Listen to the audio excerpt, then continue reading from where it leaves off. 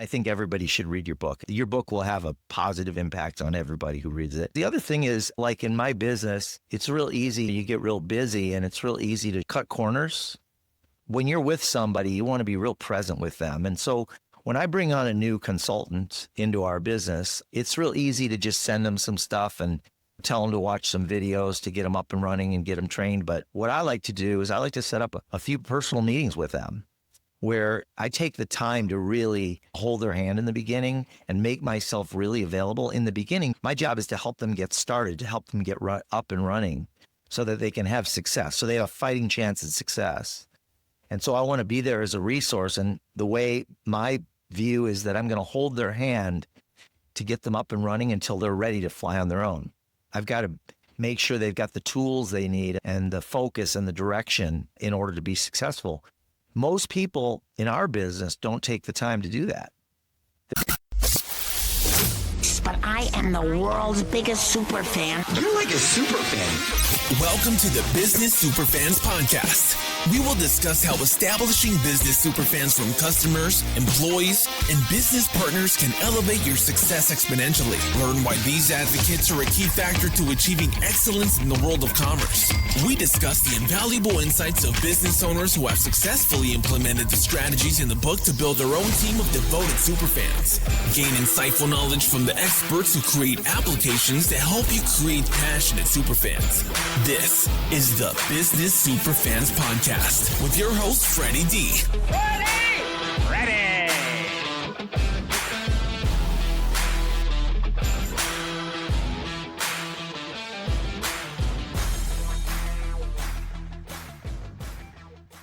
This episode is brought to you by our sponsor, Ninja Prospecting, the outreach team that makes cold connections feel warm and real. If you're tired of spammy DMs and the generic LinkedIn messages that go nowhere, Ninja Prospecting flips the script. They help coaches, consultants, and service-based business owners spark real conversations through strategic, human-first outreach. No bots, no fluff, just honest, data-backed messaging that sounds like you and actually gets replies. Talk to my friend Adam Packard and his team. Whether you want to do it yourself, get guidance, or fully hand it off, they've got you covered. Head over to ninjaprospecting.com and schedule a chat with Adam. Be sure to mention you heard about it right here on the Business Superfans podcast. If you're ready to get started, join their free community at school, school.com/ninja-prospecting-7704 to maximize your connections and make the right new ones.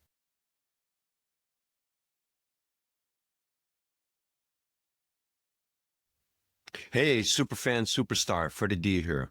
In this episode 130, we're joined by Jordan Adler, a man who's turned living his dream into an art form. He once auctioned a $100 bill from his wallet for $3.2 million, flies real helicopters for fun, and has walked the red carpet at the Academy Awards. Jordan is the author of the Amazon bestseller, Beach Money, a book that's inspired entrepreneurs worldwide and has positioned beach money in the top 1% of contributors to Kiva.org out of over 1 million contributors. A successful real estate investor with a multitude of rental units in the mountains of Arizona, Jordan also has a reputation as an exceptional leader, teacher, and mentor. He has helped countless people design lives that they love. Whether it's building residual income, traveling the world, or just enjoying each day to the fullest, he's here to share how you can make your dreams a reality too. Let's get started. Welcome, Jordan, to the Business Superfans podcast. Super excited to have you here, my friend. Thank you, Frederick. It's great to see you. Yeah, it's been a minute. The last time we caught each other was in Jerome, and that's been already a few months gone by. It's amazing how clock goes. It'd been a few years prior to that. But Well, you and I go back 20 years. So yeah, amazing how time has flown. Yeah. So, Jordan, let's go back to the beginning. And what's your backstory? Because I know you've written a couple books, Yeah. and you've been on stages, you do public speaking, and you've been quite successful in the business that you're in. So let's hear the story. I didn't grow up in an entrepreneurial background, but I was wired as an entrepreneur. However that happens, when I was even very young, I was doing paper routes and looking for ways to increase my tips and lemonade stands and things like that. Grew up in the south suburbs of Chicago. My dad saved his entire life for myself and my two sisters to go to college for 1 year. And then we were required to figure out how to pay for the other 3. None of us took out loans. I worked my butt off during college as a resident advisor and a night clerk. Moved right out of college with a degree in landscape architecture. I moved from the suburbs of Chicago to Phoenix. I think that's where our paths crossed the first time, was in the Phoenix area, wasn't it? Yeah, it was at a BNI meeting. BNI, yeah. So I actually moved to Phoenix and tried different things. I was just trying to get my footing. Worked lots of different jobs, worked in the gyms, worked in renting roller skates on University in Tempe, Arizona. Got a job as a draftsman, did that for a number of years, tried to get my degree in landscape architecture, my licensing in landscape architecture, and I was just floundering, trying different things, lots of different things. And I finally got a job as a draftsman, and I did that for probably 4 years. I worked for the state and the city and a private company, never made much money. But all during that time, I was dabbling in different entrepreneurial things. And I joined an airline, which was a very entrepreneurial airline called America West, back when they had one plane and 180 employees. I became the 180th employee and got involved in network marketing and started a little training business, all these different things, and never made a penny other than my job income, which was under 20 grand a year. I found myself at the age of 34 years old, living in an enclosed garage in a rental in Old Town Tempe. I had 2 roommates that lived in the house. Our rent was $200 a month. I had a broken down Jeep that was in the street that I hadn't driven in a couple of years. Couldn't afford to fix it. I owned 1 suit, $36,000 in credit card debt on 22 credit cards. And I joined my 12th network marketing company. And in that company, I finally cracked the code and started to make a little money. And then I started to make a lot of money. And within a matter of a few years, I was traveling around the world, even on private jets, and staying in the most beautiful castles in Scotland and built friendships with people all over the world. I learned the business of networking and had a very successful business. I was with that company. It's called Excel. Some of you might remember it. I was with that company for 13 years, made millions of dollars. I went from living in the garage, the enclosed garage at 34, to making millions of dollars 4 years later. And then after 13 years, that company went out of business.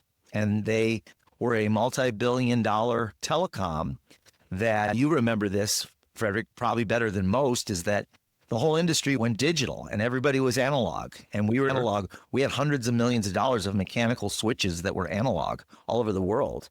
And the whole industry went digital. And so within 90 days, we were out of business.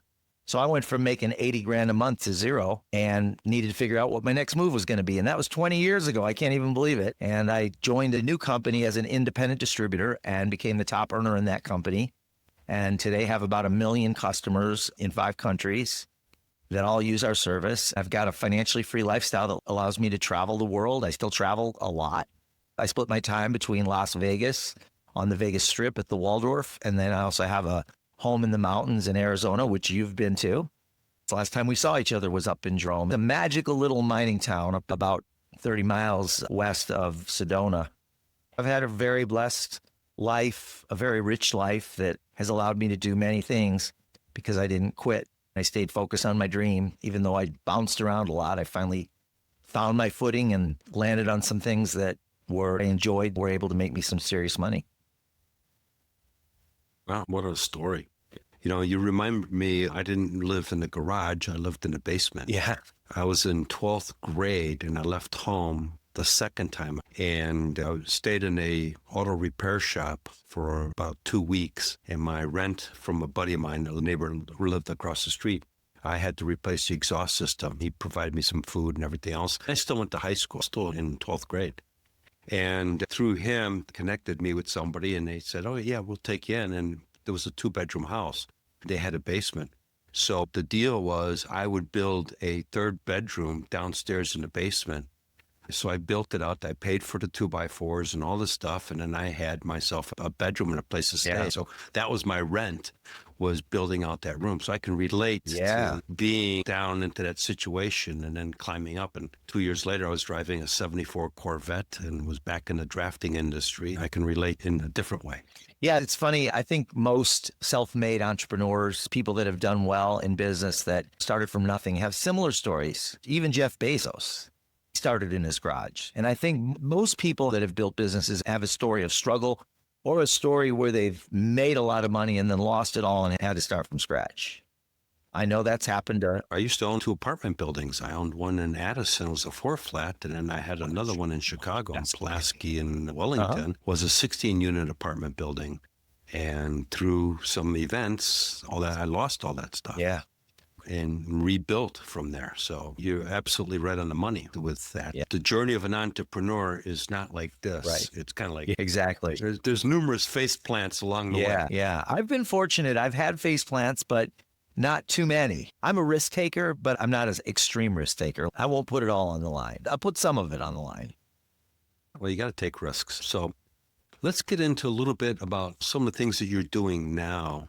That's really is changing people's lives, because that's what you're really doing. You're really having a profound impact on people and their lives, both whether it's financially or emotionally. Yeah. A lot of things come to mind when we talk about creating raving fans and making a positive difference in other people's lives. And I think one of the foundational principles is to be focused on giving versus getting.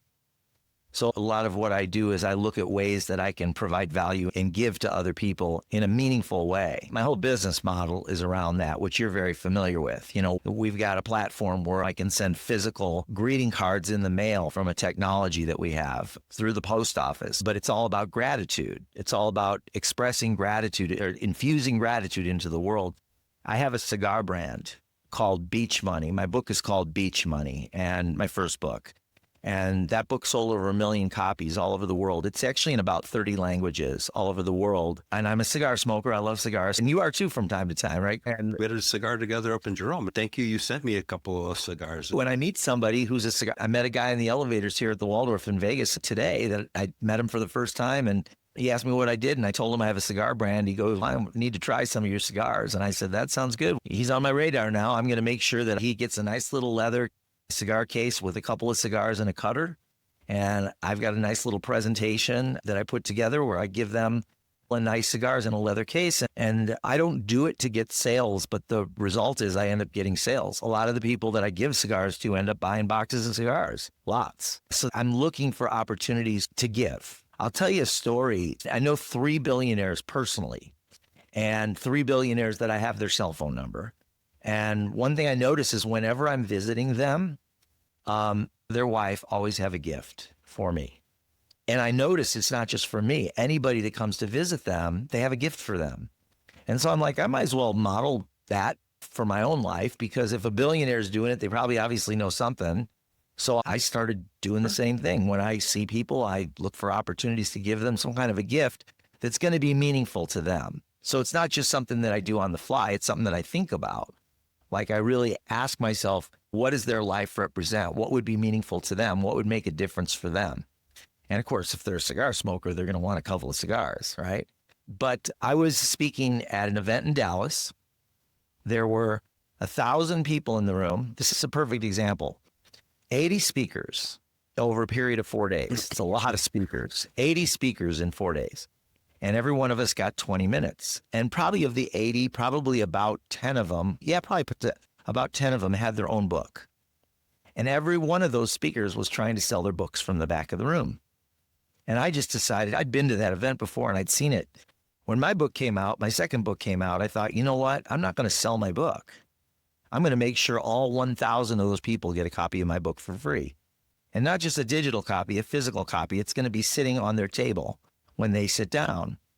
Now, here's the thing. That group of 1,000 people had a reach of about 5 million, meaning that they were network marketers. Some of them had built very large teams. Some of them had built smaller teams. But I knew that if they loved my book, they would talk about it on their weekly trainings and their conference calls.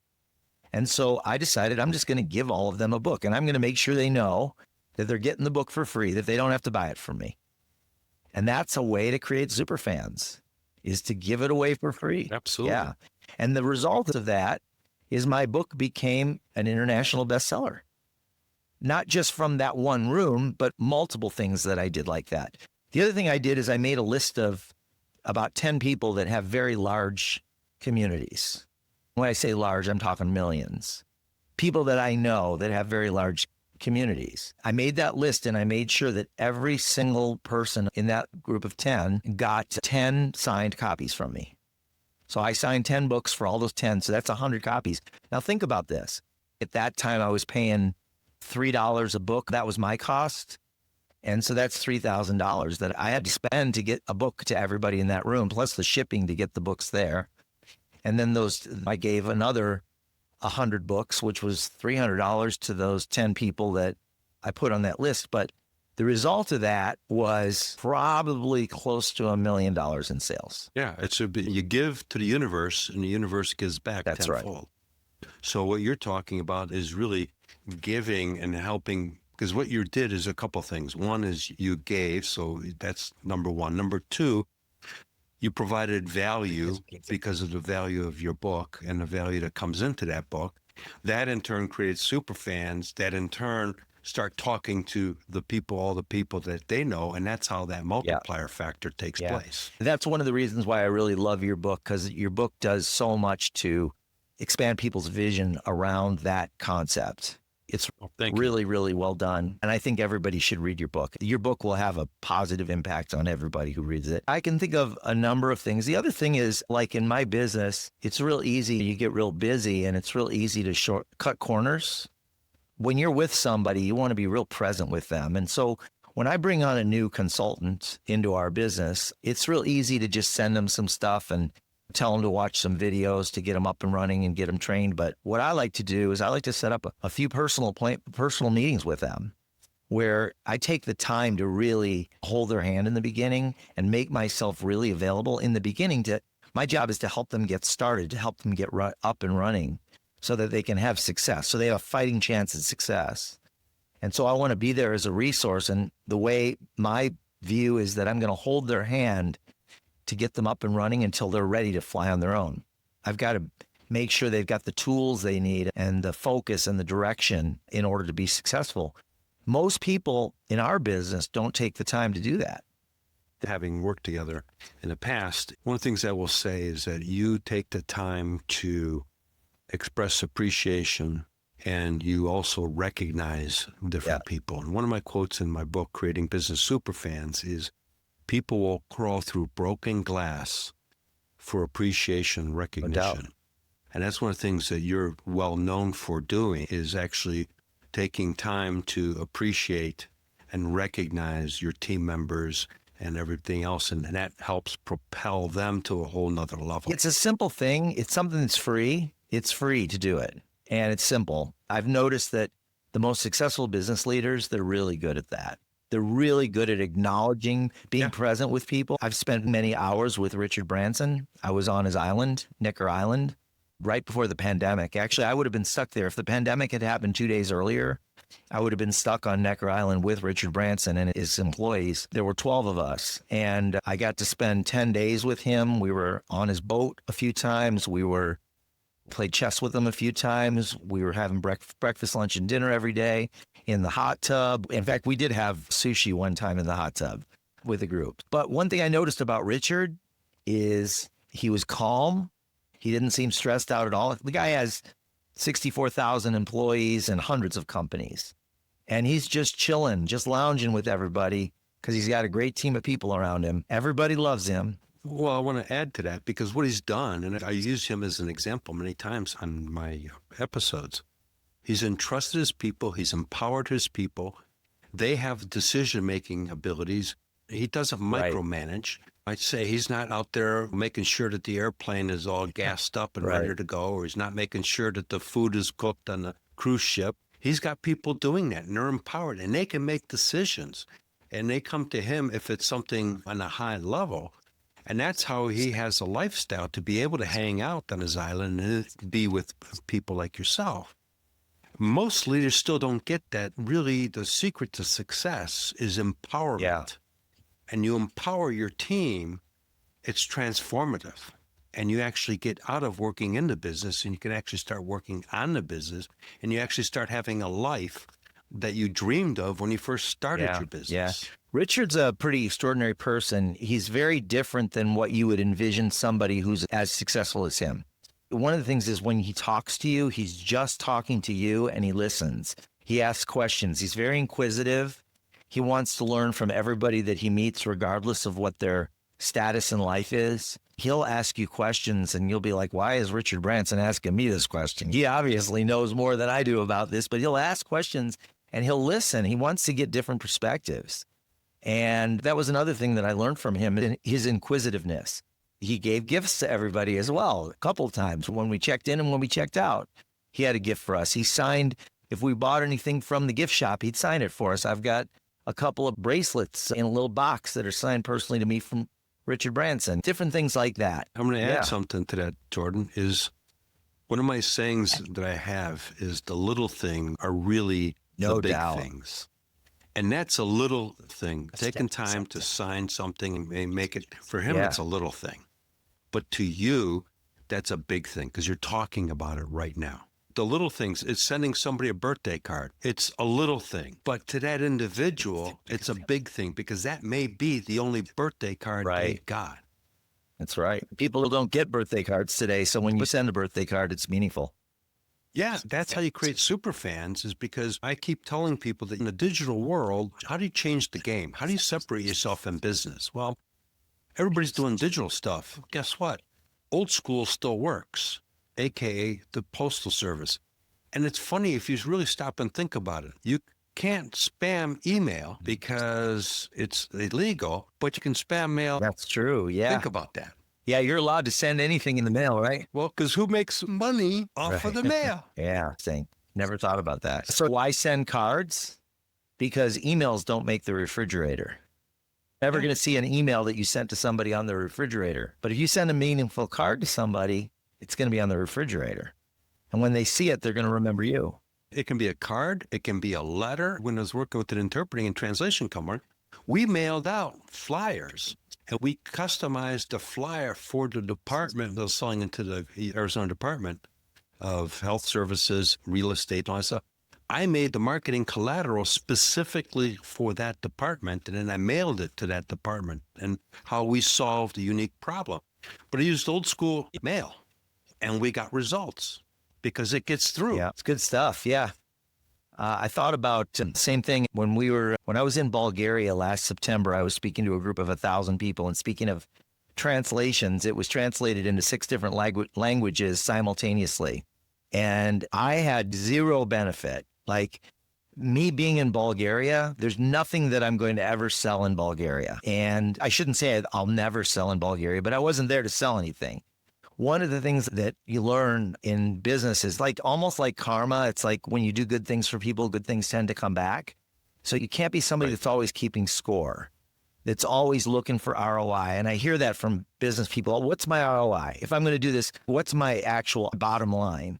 If you're always focused on bottom line and you're not focused on the energy of giving in general, you won't make it long term. It's got to be, because I don't know what benefit or result I'm going to get. In fact, I spoke gratis to a group of 1,000 people in Bulgaria. They paid for my airfare and my hotel, but I didn't make any money. I did sign a lot of books in Bulgarian. We gave them the books, so it ended up costing me money, but I'm not keeping score. I'm not like going, okay, I spent this amount of money in this amount of time, and what am I going to get back? It doesn't work that way. It's like I just do everything I can to pour into other people every day, regardless of who they are and where they are and what I get from it. And it all comes back to me, like you said, tenfold. Yeah. And it's really about treating people they would like to be treated. In a sense, what you did is you helped somebody out because they asked you to come out there. So you respected them. You went to help them with no expectations of anything coming back. But you never know how the universe plays out, because it may be nothing from that particular situation took place, but 6 months from now, something could have derived that because somebody was at that event and says, oh yeah, I remember this Jordan guy. I need to reach out to him. And you never know where that can lead to. I had a conversation. It reminds me of the movie Pay It Forward. If you've never seen that movie and I'm not going to ruin it by telling you what happens, but it's a movie about an 8-year-old kid who gets a class assignment to come up with an idea to change the world. All the kids got it. He came up with an idea that he presented to the classroom and all the other kids ridiculed it. And at the end of the story, I'll try not to ruin it here, he decides that Pay It Forward, his idea didn't work. But then there's the rest of the story. There's the butterfly effect. You don't know where that's going to lead and whose lives you're going to touch. And a lot of times there's people's lives you change that you don't even know you changed, and you may never know. There's a movie called Searching for Sugar Man. That's the story of a guy named Rodriguez that was a musician back in the 60s. It's a true story. He used to go to the bars and the saloons with his guitar, and he wore a black hat and a long black coat and black boots, and a Hispanic dude named Rodriguez. And he'd go into these bars and he wouldn't talk to anybody. He'd just go in, sit on a bench, or sit on a stool in the shadows and play a couple songs, and he was really good. And then he would leave. And he did that for a few years in downtown Detroit. And then he disappeared. All the people in the bars for the next 28 years used to talk about Rodriguez. Whatever happened to that guy Rodriguez to come in and play? He was so good, but no one really knew who he was. They just knew his name was Rodriguez. Well, during apartheid, you might even remember this, during apartheid back in the early 90s, 80s, there was an up of music in Africa, South Africa. There were millions and millions of people that were buying these records by a guy named Rodriguez. But his music was the background of the movement in South Africa, and millions of people were buying his music, but nobody knew who he was or where he came from. They almost turned him into a godlike character. One day, one guy said, I'm going to go searching for Sugar Man. Sugar Man was the name of one of his songs. And this guy in the 90s says, I'm going to go spend the next few years trying to find this guy, Sugar Man. Who is this guy? There was no internet back then. Started traveling the world. It took him 4 years, and he found the guy. And the guy was in his 70s living in the projects on welfare in Detroit. And he told the guy, he said, you're famous. Wow. There's millions of people that are buying your music. And he's like, what are you talking about? We want to fly you and your wife and your family, your kids, to South Africa to do a concert. And he didn't even believe it. And they gave him the red carpet. He flew on a private jet to South Africa. And his first concert was in front of 50,000 people. And the last time he played was in the bars, in the saloons and the bars of Detroit back in the 60s. He still played, but he never played concerts or things. At the age of 73 years old, he became famous and started touring the world, and toured until he was 83, until he passed away, and made millions of dollars. But that's the butterfly effect. By the way, there's a movie called Searching for Sugar Man that is a documentary about this guy's life if you want to see it. It's so good. But it really makes you think about whatever the moves you're making and how they impact other people. And sometimes if that guy hadn't decided to go searching for Sugar Man, this guy would have died in the projects in Detroit and never even known that he was famous. Yeah. What a story on that. It's amazing. You make me think of, I met my mentor back in 1975, the guy that got me to read and Grow Rich, How to Win Friends and Influence People, Dale Carnegie, and Cybernetics and all that stuff. I met him when I was 18, 1975, and this guy pulled up with the Lincoln Continental. He had a phone in his car. It wasn't a cell phone, it was a phone in the car. And we just hit it off at the gas station. It was a Shell gas station, a 9 Mile in DeQuinder.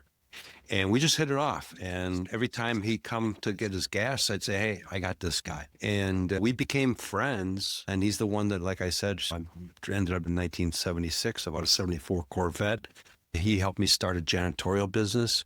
And then I got into the computer industry in 1980. And he actually stayed at my house in Hanover Park, Illinois. And then as I progressed and moved and all that stuff, we lost track for years. And I finally found his address, and I sent him a copy of my book, Creating Business Superfans. And he reached out to me and said, one, thank you, because I actually recognized him in the book. His name is Don Tocco. We've reconnected since then. It's been great because his exact words is, you wrote my book. Because he goes, that's everything I would have put in that book is what you did. And he's actually looking to take that book and put it in a couple libraries that he is involved with. The Hinsdale Community College in Illinois, there's a library going to be built that he's involved with, and he wants to put a bunch of copies of my book in there. You acknowledging him in your book and the difference he made for you, and now who knows where that's going to go. Yeah. Again, it goes back to the little things are really the big things.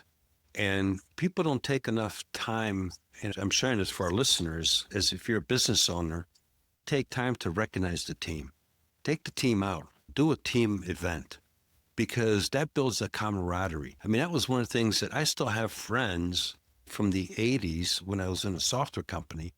We would every Friday, we would go right across the street to the Snuggery, it used to be called, for happy hour. We would get together as a group, and it built friendships. And those friendships, I'm still friends with one of the guys 45 years later. We're still friends. And we started both on the same day. We didn't know anybody. So we go, hey, you new here? Yeah, I'm new here. Who do you know? I don't know anybody. Well, let's hang out together. And from there, we've been friends. And so I've sent him birthday cards and everything else. I maintain and nurture that relationship.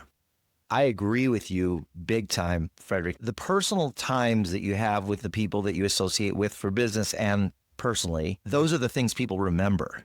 Those are the things that are really meaningful. So looking for those times to take trips together, like it's one of my favorite things to do. I've got a group of friends all across the country, and we meet up in New Orleans. We meet up in South Beach. We're going to be in South Beach for the 4th of July. And I just invite a whole bunch of people, and some of them show up, some of them don't. And we usually smoke cigars and go out to get sushi and just see the local sights and sounds. In New Orleans, we listen to music, and they're in business with me. But we don't go there for business. We go there just to have fun. And those are the memories that we take rave. Oh, absolutely right. That's the only thing we take with us is our memories, our journeys, our adventures.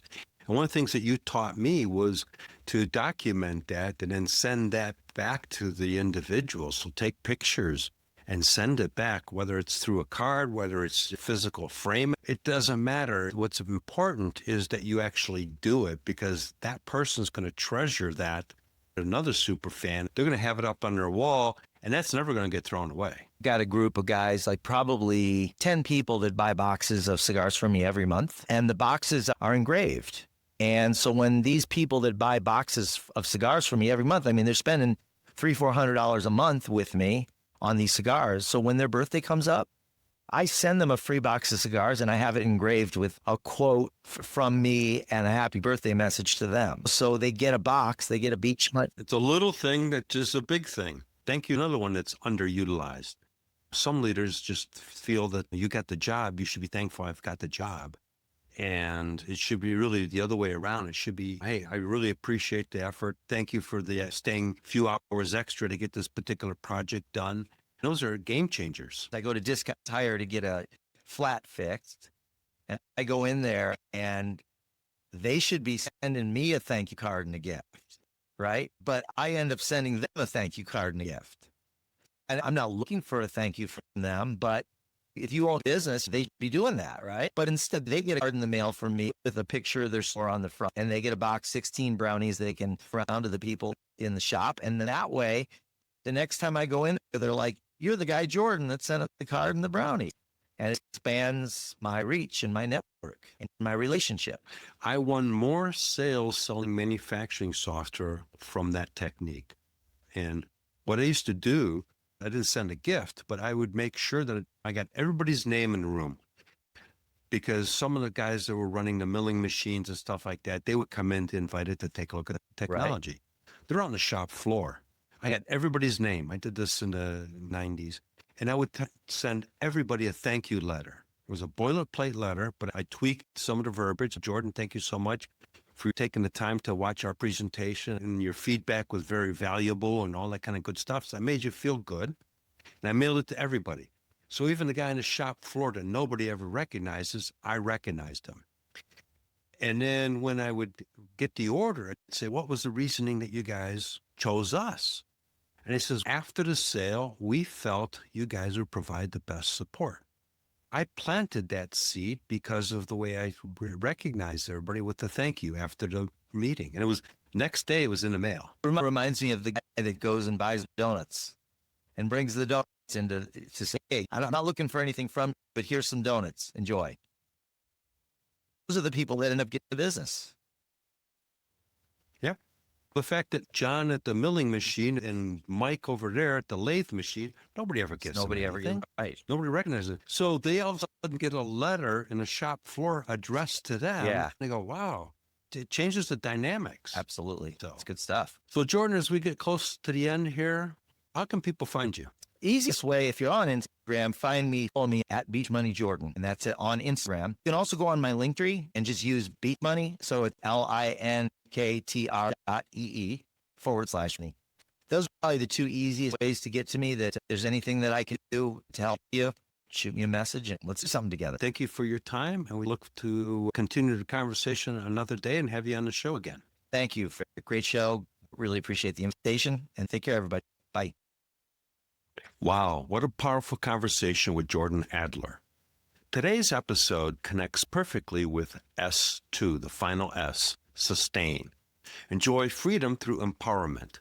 This pillar is all about building a business that runs without you, where your team is empowered, your systems are automated, and you get to truly enjoy the lifestyle you've earned.